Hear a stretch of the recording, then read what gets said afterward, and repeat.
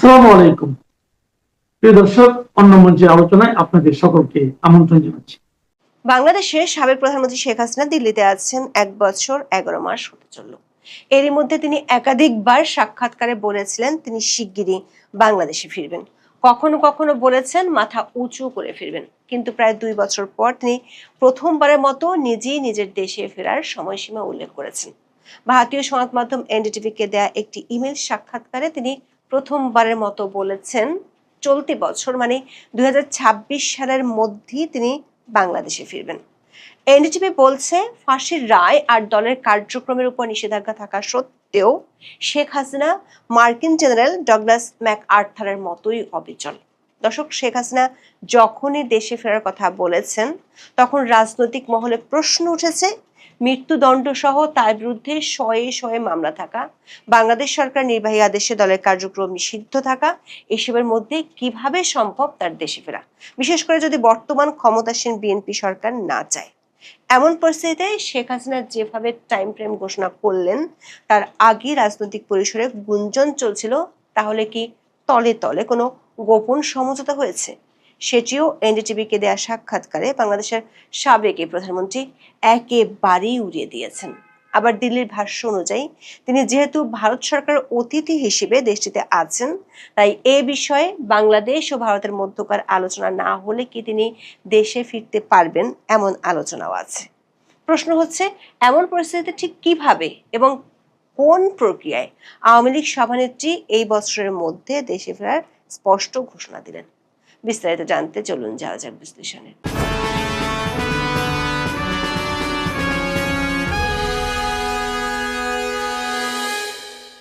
বাংলাদেশের বিরোধী পক্ষ প্রায় দাবি করে দেশটির সাবেক প্রধানমন্ত্রী শেখ হাসিনা ও তার দল আওয়ামী লীগের রাজনীতি শেষ হয়ে গেছে। এর শুরুটা করেছিলেন বিগত অন্তর্বর্তী সরকারের প্রধান উপদেষ্টা মোহাম্মদ ইউনূস। তবে শেষ পর্যন্ত শেখ হাসিনা ও আওয়ামী লীগকে নির্বাচন থেকে দূরে রাখতে নির্বাহী আদেশে দলটির কার্যক্রম নিষিদ্ধ করতে হয়েছিল। একদিকে কার্যক্রমের উপর নিষেধাজ্ঞা, অন্যদিকে দলটির দেশে থাকা নেতাকর্মীদের উপর দমন পীড়নের মধ্যেও দলটির নেতারা প্রায় মিছিল পোস্টারিং করে যাচ্ছে। সবশেষ দলটির গত 23শে জুন প্রতিষ্ঠাবার্ষিকীর কর্মসূচি ঠেকাতে বর্তমান বিএনপি সরকারকে ব্যারাকে ফেরত পাঠানো সেনাবাহিনীকে আবারও মাঠে আনতে হয়েছে। রাজনৈতিক মহলে অনেকের মত হলো আওয়ামী লীগের ফেরার চেয়ে শেখ হাসিনা ফেরা অনেক বেশি কঠিন, কারণ তার বিরুদ্ধে ইতিমধ্যে বাংলাদেশের আন্তর্জাতিক অপরাধ ট্রাইব্যুনালে ফাঁসির রায় হয়েছে। মোটা দাগে 600-র বেশি মামলা তার বিরুদ্ধে দায়ের হয়েছে। তা সত্ত্বেও গত মে মাসের মাঝামাঝি সময় থেকে আওয়ামী লীগ সভানেত্রী শেখ হাসিনার দেশে ফেরার আলোচনাটা গণমাধ্যম থেকে শুরু করে সামাজিক মাধ্যমে বেশ সরব হয়ে ওঠে। গত 19শে মে 3টি ভারতীয় সংবাদ মাধ্যমে শেখ হাসিনার ইমেল সাক্ষাৎকার ছাপা হয়। ওই সাক্ষাৎকারগুলোতে দাবি করেছিলেন তিনি এবং তার দল আওয়ামী লীগ আরও সংগঠিত হয়ে শক্তিশালী হয়ে যে ফিরবে তার জন্য নীরবে প্রস্তুতি চলছে। তবে কবে নাগাদ ফিরবেন কিংবা কতদিনের মধ্যে দেশে যাবেন সে বিষয়ে বিস্তারিত কিছু বলেননি, বরং এরপর দ্য ওয়ালকে দেয়া এক সাক্ষাৎকারে বলেছিলেন সময় বা দিনক্ষণ কোনো বিষয় নাই। এমনকি আওয়ামী লীগ ওর অঙ্গ সংগঠনের যেসব নেতা এতদিন তার সাথে দেখা করতে দিল্লিতে গিয়েছেন তাদেরকেও তিনি মৌখিকভাবে বলেছিলেন তিনি দেশে ফিরবেন এবং সেটা শিগগিরই ফিরবেন। এই প্রথমবারের মতো শেখ হাসিনাকে নিয়ে সংবাদ মাধ্যমের শিরোনাম হলো তিনি বলছেন এই বছরই দেশে ফিরবেন। 28শে জুন ভারতীয় সংবাদ মাধ্যম এনডিটিভিতে তার একটি ইমেল সাক্ষাৎকার প্রকাশিত হয়, যার শিরোনাম হলো I will return to my country this year, Sheikh Hasina exclusive. এর অর্থ দাঁড়াচ্ছে তিনি এ বছরের মধ্যে দেশে ফেরার কথা বলেছেন। ভারতীয় সংবাদ মাধ্যম দ্য হিন্দুস্তান টাইমস এনটিভির এই সাক্ষাৎকারের বরাত দিয়ে বলেছে, প্রায় 2 বছর পর বাংলাদেশের সাবেক প্রধানমন্ত্রী শেখ হাসিনা দেশে ফেরার জন্য অবাধ্য সুরে বলেন তিনি এ বছর ফিরে যাবেন। আর দ্য উইকের খবরে বলা হয়েছে শেখ হাসিনা এই বছরের মধ্যে দেশে ফেরার পরিকল্পনা করেছেন। রাজনৈতিক বিশ্লেষকরা মনে করেন গত মাস থেকে বাংলাদেশের শেখ হাসিনার দেশে ফেরার যে আলোচনা শুরু হয়েছিল তাতে এনডিটিভির এই সাক্ষাৎকারে এবং সেখানে একেবারে টাইম ফ্রেম ঘোষণা করার বিষয়টি নতুন মাত্রা যোগ করবে। কারণ 24শে আগস্টে বাংলাদেশের রাজনৈতিক পট পরিবর্তনের পর শেখ হাসিনা এবং তার দল আওয়ামী লীগের জন্য যে ভয়াবহ পরিবেশ তৈরি হয়েছে সেটি অতীতের যে কোনো সময়ের চেয়ে ভয়ঙ্কর এনজিবি বলছে মৃত্যুদণ্ডের মুখোমুখি হওয়া এবং বাংলাদেশে তার আওয়ামী লীগের কার্যক্রম নিষিদ্ধ করা সব মিলিয়ে বাংলাদেশের সাবেক প্রধানমন্ত্রীর জন্য পরিস্থিতি এর চেয়ে আর খারাপ হতে পারে না।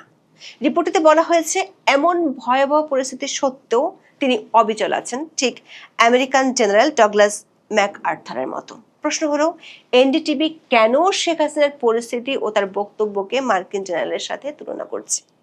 জেনারেল ডগলাস ম্যাকআর্থার ছিলেন দ্বিতীয় বিশ্বযুদ্ধের অন্যতম প্রভাবশালী ও কিংবদন্তিতুল্য মার্কিন সেনাপতি।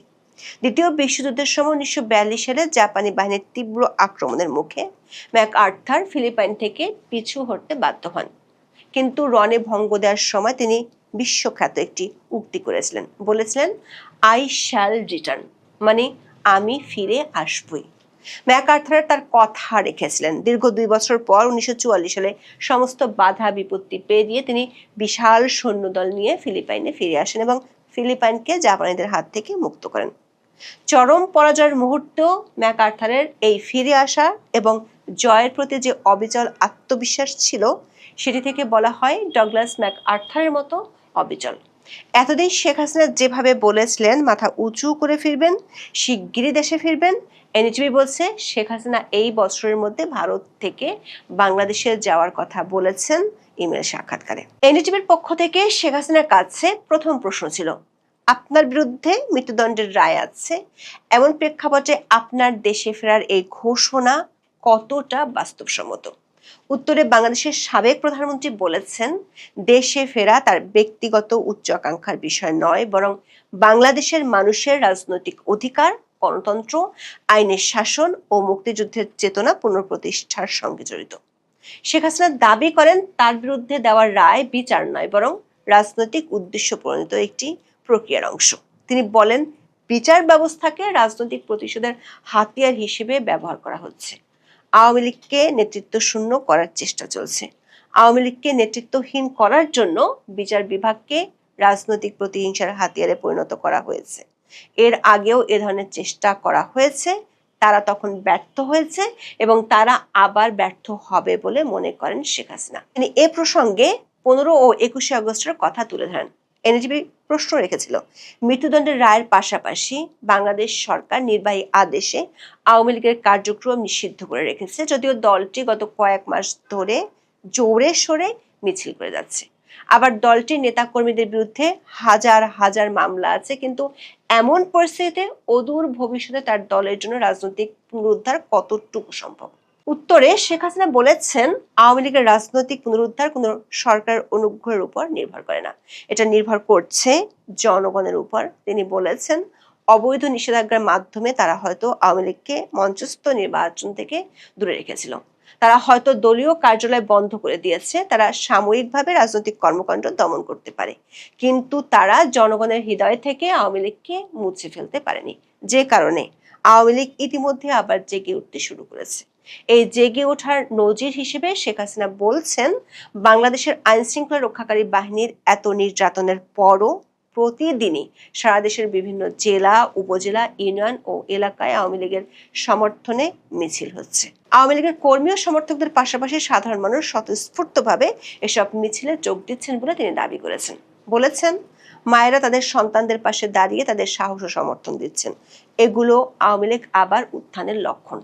আওয়ামী লীগ সভানেত্রী বলেছেন, বর্তমান সরকার আচরণ নিজেই প্রমাণ করে তারা আওয়ামী লীগের সাংগঠনিক শক্তিকে ভয় পায়। এজন্য তারা আওয়ামী লীগের প্রতিষ্ঠাবার্ষিকী অনুষ্ঠান বন্ধ করতে সেনাবাহিনী, বিজিবি ও পুলিশ মোতায়েন করেছে। এটা তাদের দুর্বলতার লক্ষণ। শেখ হাসিনা দাবি করেছেন, আওয়ামী লীগকে বল প্রয়োগ করে দমন করা যায় না। যে দল জনগণের জাগরণ সৃষ্টি করতে পারে তাকে ভয় ও ভীতি প্রদর্শন করে থামানো যায় না। শেখ হাসিনা বলেছেন, বাংলাদেশের সুষ্ঠু গণতান্ত্রিক পরিবেশ ও স্থিতিশীলতা নিশ্চিত করতে হলে আওয়ামী লীগের উপর থেকে অবৈধ নিষেধাজ্ঞা প্রত্যাহার করতে হবে, মিথ্যা মামলা প্রত্যাহার করতে হবে, রাজনৈতিক বন্দীদের মুক্তি দিতে হবে, শান্তিপূর্ণ রাজনৈতিক কর্মকাণ্ডের অনুমতি দিতে হবে। কিন্তু এখন যারা ক্ষমতায় আছেন তারা যদি এই ন্যূনতম গণতান্ত্রিক পথেও বাধা দিয়ে থাকেন, তাহলে জনগণের মধ্যে জমে থাকা ক্ষোভ, বেদনা ও গণতান্ত্রিক আকাঙ্ক্ষা আওয়ামী লীগের জন্য নতুন পথ তৈরি করবে। দর্শক, শেখ হাসিনা ও আওয়ামী লীগের ফিরে আসার আলোচনার মধ্যে একটি গুঞ্জন আছে, সেটি হলো যে পরিস্থিতি এখন শেখ হাসিনা ও আওয়ামী লীগের জন্য বিরাজ করছে তাতে বর্তমান সরকারি দলের সাথে গোপন কোনো সমঝোতা ছাড়া তাদের ফিরে আসা কঠিন। এনডিটিভি সেই গুঞ্জনের কথা তুলে ধরে শেখ হাসিনার কাছে প্রশ্ন রেখেছে, আওয়ামী লীগের উপর থেকে নিষেধাজ্ঞা তুলে নেওয়া এবং সুষ্ঠু বিচার নিশ্চিত করার বিষয়ে বিএনপির নেতৃত্ব ও আপনার মধ্যে ব্যাক চ্যানেল আলোচনার খবর পাওয়া গেছে। এসব দাবির কি কোনো সত্যতা আছে? এই দাবিকে উড়িয়ে দিয়ে শেখ হাসিনা বলেছেন, গোপন সমঝোতার প্রশ্নই আসে না। বিএনপি নেতৃত্বের সঙ্গে আওয়ামী লীগের নিষেধাজ্ঞা প্রত্যাহার নিয়ে গোপন যোগাযোগের গুঞ্জন প্রসঙ্গে শেখ হাসিনা বলেন, এটি জনগণকে বিভ্রান্ত করার জন্য ছড়ানো প্রচারণা। তার ভাষায়, আওয়ামী লীগের উপর থেকে নিষেধাজ্ঞা প্রত্যাহার করা কোনো অনুগ্রহ নয়, যে কোনো গণতান্ত্রিক রাষ্ট্রে এটা ন্যূনতম প্রয়োজনীয়তা। ন্যায় বিচারও দাতব্য নয়, এটা মৌলিক অধিকার। যদি কোনো নাগরিক, রাজনৈতিক নেতা বা রাজনৈতিক দলের বিরুদ্ধে মামলা হয় তাহলে তা অবশ্যই স্বাধীন, নিরপেক্ষ ও বৈধ বিচারিক প্রক্রিয়ার মাধ্যমে এগিয়ে যেতে হবে। রাজনৈতিক নির্দেশিত ট্রাইব্যুনাল, বানোয়াট মামলা, ভয়ভীতি প্রদর্শনের মাধ্যমে জোরপূর্বক সাক্ষ্য বা বিচার বিভাগের উপর চাপের মাধ্যমে ন্যায় বিচার পাওয়া যায় না। তিনি দাবি করেন, আওয়ামী লীগের প্রত্যাবর্তন অন্য কোনো দলের দুর্বলতার উপর নির্ভর করে না, জনগণের সমর্থনই দলটির মূল শক্তি। শেখ হাসিনার অভিযোগ, বাংলাদেশ বিরোধী শক্তি ষড়যন্ত্রের মাধ্যমে জনগণের একটি অংশকে বিভ্রান্ত করে আওয়ামী লীগকে ক্ষমতা থেকে সরিয়েছে, কিন্তু তারা মানুষের হৃদয় থেকে আওয়ামী লীগকে মুছে ফেলতে পারেনি। এনডিটিভির এই ইমেল সাক্ষাৎকারের মধ্য দিয়ে শেখ হাসিনা একটি টাইম ফ্রেমের কথা জানিয়ে দিয়েছেন, যে সময়টির মধ্যে তিনি বাংলাদেশে ফিরবেন। এর আগে ভারতের পররাষ্ট্রমন্ত্রী ডক্টর জয়শঙ্কর এক সাক্ষাৎকারে বলেছিলেন, শেখ হাসিনা তার ইচ্ছেতেই ভারতে গিয়েছিলেন এবং বাংলাদেশে ফেরাটা একান্তই তার নিজের সিদ্ধান্ত। তবে সেক্ষেত্রে ভারতের কাছে শেখ হাসিনার নিরাপত্তার বিষয়টি খুবই গুরুত্বপূর্ণ। প্রশ্ন হলো, শেখ হাসিনার এই বছরের মধ্যে ফেরার ঘোষণাটা তাহলে বাংলাদেশ ও ভারত সরকার কিভাবে দেখবে? এর আগে 1/11-এর সময় শেখ হাসিনাকে দেশে ফিরতে বাধা দেওয়া হয়েছিল। ওই সময় তিনি ঘোষণা দিয়ে দেশে ফিরেছিলেন, তবে এবারের পরিস্থিতি একেবারেই ভিন্ন। আবার তাকে ফিরতে হবে মৃত্যুদণ্ড মাথায় নিয়ে। এখন দেখার বিষয়, শেখ হাসিনার এই ঘোষণার পর আগামী 6 মাসের মধ্যে শেখ হাসিনা জেনারেল ডগলাস ম্যাকআর্থারের মতো নতুন কোনো ইতিহাস লিখতে পারেন কিনা। যদি পারেন, সেটি কিভাবে লিখবেন সেটিও বড় আলোচনার বিষয় হয়ে দাঁড়াবে। সজীব ওয়াজেদ জয় অভিযোগ করেন, গোপন সূত্র মতে তুরাগ নদীতে ফেলে ছাত্রলীগ ও যুবলীগের কর্মীদের হত্যাকাণ্ডের ঘটনায় ডিজিএফআই এর একটি টিম, মানে সামরিক গোয়েন্দা সংস্থা ডিজিএফআই এর একটা টিম শনিবার সারা দিন তুরাগ থানায় অবস্থান করে। যে 3 জন কর্মীর লাশ পাওয়া গেছে তাদের পরিবারের সাথে থানা থেকে যোগাযোগ করে পরিবারগুলোকে দিয়ে অপমৃত্যুর মামলা করানোর চেষ্টা চলছে। মানে আরিফের পরিবার তো সেটা বললই সরাসরি বাংলা ট্রিবিউনকে যে তাদের মামলা করারও ইচ্ছা ছিল না, কিন্তু পুলিশের পরামর্শে এবং পুলিশের প্রয়োজন সে কারণে তারা মামলাও করেছে এবং অপমৃত্যুর মামলা করেছে। ঢাকার কাছে সাভারের তুরাগ থানার দিকে আওয়ামী লীগের মিছিলে অংশ নেওয়ার পর অন্তত 7 জন কর্মী নিখোঁজ হয়ে গেছেন এবং এদের মধ্যে 3 জনের লাশ তুরাগ নদী থেকে উদ্ধার করা হয়েছে, যাদের শরীরে ভয়াবহ নির্যাতনের চিহ্ন আছে। এমন অভিযোগে যখন আওয়ামী লীগ এবং এর অঙ্গ সংগঠনগুলোতে ব্যাপক আলোড়ন চলছে এবং সামাজিক যোগাযোগ মাধ্যমে তোলপাড়, তখন পুলিশ রীতিমতো বিবৃতি দিয়ে বলছে যে তুরাগে আওয়ামী লীগের 7 জনের লাশ ভাসার খবর ভিত্তিহীন। পুলিশ এই ঘটনাকে ভিত্তিহীন বলে উড়িয়ে দিয়ে শনিবার সন্ধ্যায় একটা বিবৃতি দিয়েছে এবং দিয়ে বলেছে 7 জন আওয়ামী লীগের নেতাকর্মীর লাশ ভাসছে, এটা বলে একরকম জনমনে বিভ্রান্তি ছড়ানোর অপচেষ্টা চালানো হচ্ছে। প্রকৃতপক্ষে এ ধরনের কোনো খবর পাওয়া যায় নাই। এ ধরনের মিথ্যা অপপ্রচারে বিভ্রান্ত না হওয়ার জন্য সবার প্রতি বাংলাদেশ পুলিশ অনুরোধ জানাচ্ছে। এমন একটা বিবৃতি বাংলাদেশ পুলিশ যখন দিল, তার আগে তুরাগ নদী থেকে 3 জন তরুণের লাশ এই পুলিশ উদ্ধার করেছে। পুলিশের পরামর্শে অপমৃত্যুর মামলা করেছে ওই 3 তরুণের পরিবারের কোনো জন, এবং এখন পর্যন্ত 7 জনেরই খবর পাওয়া যায়নি বটে, কিন্তু আওয়ামী লীগ আশঙ্কা প্রকাশ করছে এবং অভিযোগ করছে যে 7 জন তরুণ নিখোঁজ হয়েছে, তাদের মধ্যে 3 জনের লাশ যদি তুরাগ নদীতে ভেসে ওঠে, তাহলে বাকি যে 4 জনকে এখনো খুঁজে পাওয়া যাচ্ছে না, তাদের কি ঘটনা ঘটেছে, তাদেরকে কারা ধরে নিয়ে গেছে, কারা নির্যাতন করছে, কারাই বা এদেরকে নির্যাতন করে মেরে নদীতে ভাসিয়ে দিচ্ছে, সেসব বিষয়ে প্রশ্ন তুলছে। তখন বাংলাদেশ পুলিশ কিনা বলছে 7 জনের লাশ ভাসার খবর একেবারে ভিত্তিহীন, কিন্তু তারা উল্লেখ করছে না সেখানে যে 3 জনের লাশ তারা খুঁজে পেয়েছে।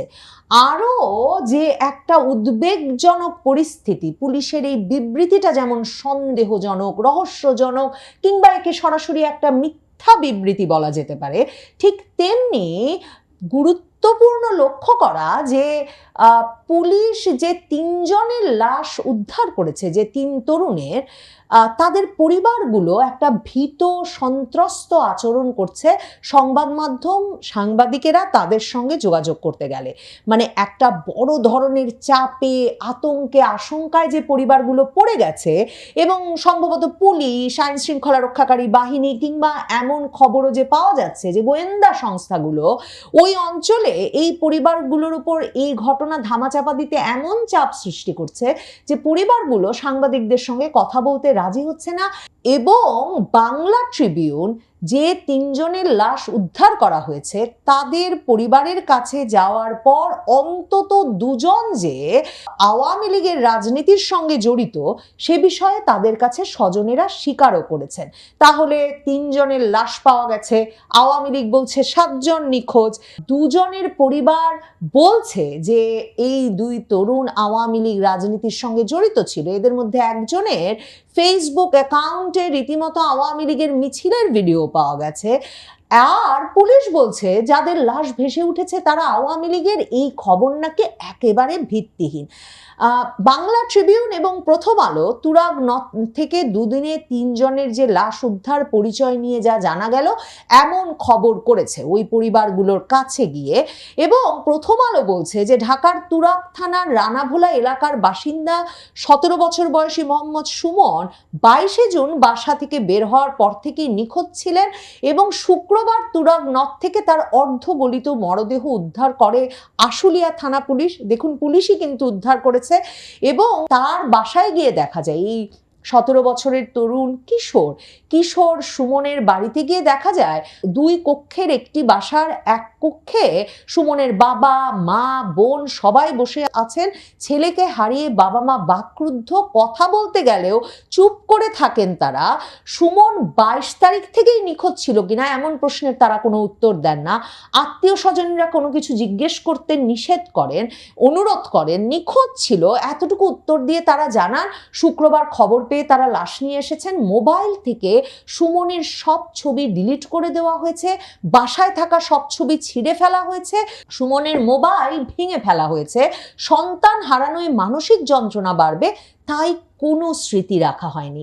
এটা কি একটা শোকগ্রস্ত পরিবারের 17 বছর বয়সী ছেলে হারানো পিতা মাতার স্বাভাবিক আচরণ?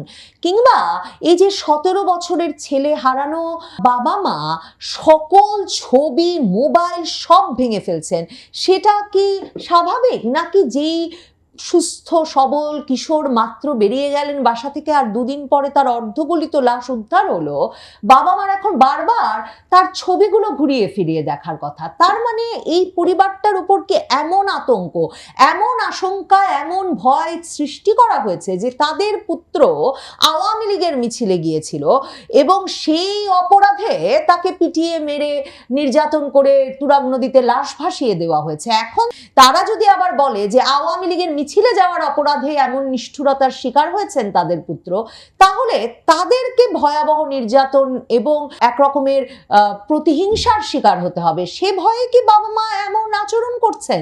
সেটা তো বোধহয় খুব সহজেই অনুমান করা যাচ্ছে। এবং পত্রিকা বলছে, প্রথম আলো লিখছে, একসময় ফেসবুকে সুমন আহমেদ চৌধুরী নামের একটা আইডি দেখানো হলে পরিবারের সদস্য ও কয়েকজন প্রতিবেশী এটা সুমনের বলে নিশ্চিত করেন। সুমন কামারপাড়া আড়তে কাঁচামালের ব্যবসা করতেন বলে জানান তারা।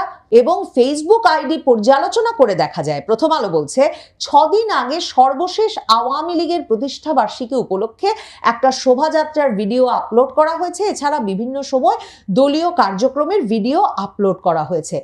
এখন বাংলা ট্রিবিউন লিখছে যে এই একই দিনে, যেদিন সুমন নিখোঁজ হন, সেই একই দিনে 22শে জুন বেলা 11টার দিকে বাসা থেকে বের হয়ে গিয়েছিলেন আরিফও, এবং আরিফের চাচা মোহাম্মদ আরশাদুল ইসলাম বাংলা ট্রিবিউনকে বলেন যে এই যে আরিফ নামের তরুণ, যার লাশও উদ্ধার করা হয়েছে বুধবার দিন তারপর তুরাগ নদ থেকে, সে যে রাজনীতি করত, আওয়ামী লীগের রাজনীতি করত, সেটা নাকি তারা জানতেন না। মৃত্যুর পর কয়েকজন ভিডিও ছবি দেখানোর পর তারা জেনেছেন যে তার সঙ্গে আওয়ামী লীগের রাজনীতির সম্পৃক্ততা ছিল।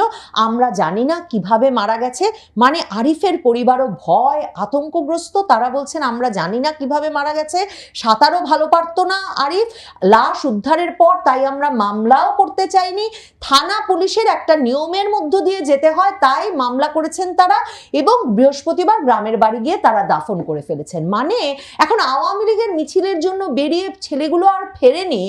এই বিষয়টি এত বড় বিপদে ফেলে দিয়েছে পরিবারগুলোকে যে পরিবারগুলো এখন কোনো মামলাও করতে রাজি না। তারা কোনো মতে লাশ দাফনের জন্য এনে লাশ দাফন করে ফেলতে চেয়েছেন। আরিফ আর রনির লাশ একই দিনে উদ্ধার হয়। আরিফ আর সুমন, এই দুই তরুণ, তারা নিখোঁজ হয়েছিলেন একদিনে 22শে জুনে। আর সুমনের লাশ উদ্ধার হয়েছে শনিবার, বুধবার উদ্ধার হয়েছে আরিফের লাশ। আর আরিফ আর রনির নামের তৃতীয় আরেক তরুণ, তাদের লাশ কিন্তু একই দিনে উদ্ধার হয়েছিল গত বুধবারে।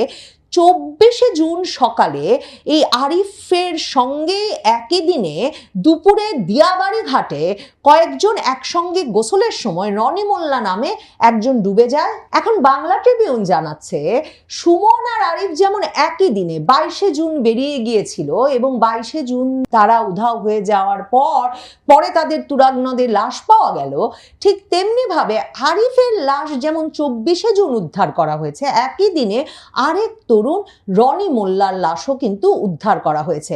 তুরাগ থানার ভারপ্রাপ্ত কর্মকর্তা মোস্তাফিজুর রহমান তাদের বলেছেন যে তুরাগ নদের আশুলিয়া থানা এলাকা থেকে 22শে জুনের পর একটা লাশ উদ্ধার হয়েছিল।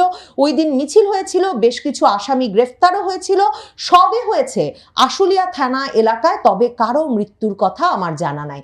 মানে এই যে মিছিল থেকে তারা গ্রেফতার করেছেন সেটা স্বীকার করছেন।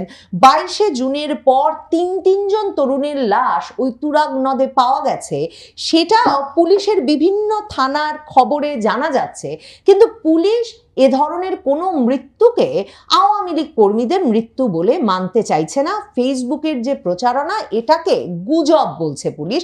পুলিশ বলছে যে সুমনের লাশ উদ্ধারের পর থেকেই আওয়ামী লীগের নেতাকর্মীদের ফেসবুক পেজ বা আইডি থেকে প্রচার করা হয় তুরাগ থানা এলাকায় আওয়ামী লীগের প্রতিষ্ঠা বার্ষিকীর মিছিলে বিএনপির নেতাকর্মী ও পুলিশের হামলার পর থেকে 7 জন নেতাকর্মী নিহত এবং 4 জনের লাশ তুরাগ থেকে উদ্ধার করা হয়েছে। তবে এসব তথ্য সম্পূর্ণ ভিত্তিহীন ও গুজব বলে জানিয়ে পুলিশ বলছে এ ধরনের অপপ্রচারে কেউ যেন বিশ্বাস না করে। একদিকে পুলিশ সদর দফতর থেকে এই বিজ্ঞপ্তি দেওয়া হয়েছে, একই রকম বিবৃতি আবার গাজীপুর মহানগর পুলিশও দিয়েছে যে এ ধরনের অপপ্রচারে কেউ যেন বিভ্রান্ত না হন। মিথ্যা তথ্য ছড়ানোর সঙ্গে জড়িতদের শনাক্ত করে তাদের বিরুদ্ধে নাকি আইনগত ব্যবস্থা গ্রহণে তৎপর রয়েছে পুলিশ। আওয়ামী লীগ সভানেত্রী শেখ হাসিনার পুত্র সজীব ওয়াজেদ চয়, তিনি ফেসবুকে তুরাগের ঘটনা ধামাচাপা দেওয়ার চেষ্টার অভিযোগ এনেছেন এবং তিনি বলেছেন গোপন সূত্রের বরাতে তিনি এই অভিযোগ পেয়েছেন যে তুরাগের ঘটনা ধামাচাপা দিতে একটা গোয়েন্দা সংস্থা এই ঘটনাকে অপমৃত্যু হিসেবে দেখানোর চেষ্টা চালাচ্ছে। তিনি গোপন সূত্রের বরাত দিয়ে ফেসবুকে শনিবার সন্ধ্যায় এ নিয়ে একটা পোস্টও দিয়েছেন এবং পোস্টে সজীব ওয়াজেদ জয় অভিযোগ করেন গোপন সূত্র মতে তুরাগ নদীতে ফেলে ছাত্রলীগ ও যুবলীগের কর্মীদের হত্যাকাণ্ডের ঘটনায় ডিজিএফআই এর একটি টিম, মানে সামরিক গোয়েন্দা সংস্থা ডিজিএফআই এর একটা টিম শনিবার সারা দিন তুরাগ থানায় অবস্থান করে। যে 3 জন কর্মীর লাশ পাওয়া গেছে তাদের পরিবারের সাথে থানা থেকে যোগাযোগ করে পরিবারগুলোকে দিয়ে অপমৃত্যুর মামলা করানোর চেষ্টা চলছে। মানে আরিফের পরিবার তো সেটা বললই সরাসরি বাংলা ট্রিবিউনকে যে তাদের মামলা করারও ইচ্ছা ছিল না, কিন্তু পুলিশের পরামর্শে এবং পুলিশের প্রয়োজন সে কারণে তারা মামলাও করেছে এবং অপমৃত্যুর মামলা করেছে। পুলিশ যে আওয়ামী লীগের তাদের নেতাকর্মীদের নিখোঁজ হওয়ার খবর ছড়িয়ে দেওয়াকে ভিত্তিহীন বলছে, সেটাই সম্ভবত এই তুরাগের ঘটনাকে সবচেয়ে রহস্যমণ্ডিত করে তুলেছে। মানে এর পেছনে যদি সত্যি পুলিশের জানা কোনো ঘটনা না থাকে, এর পেছনে এই ঘটনাগুলো যদি সরাসরি হত্যাকাণ্ড না হয়, রাজনৈতিক হত্যাকাণ্ড না হয়, তাহলে ঠিক কী কারণে গাজীপুর মহানগর পুলিশ সদর দফতর 2 তরফে এমন বিবৃতি দেওয়া হলো 3 জনের লাশ উদ্ধারের পরেও, সেটা একটা বড় প্রশ্ন বটে।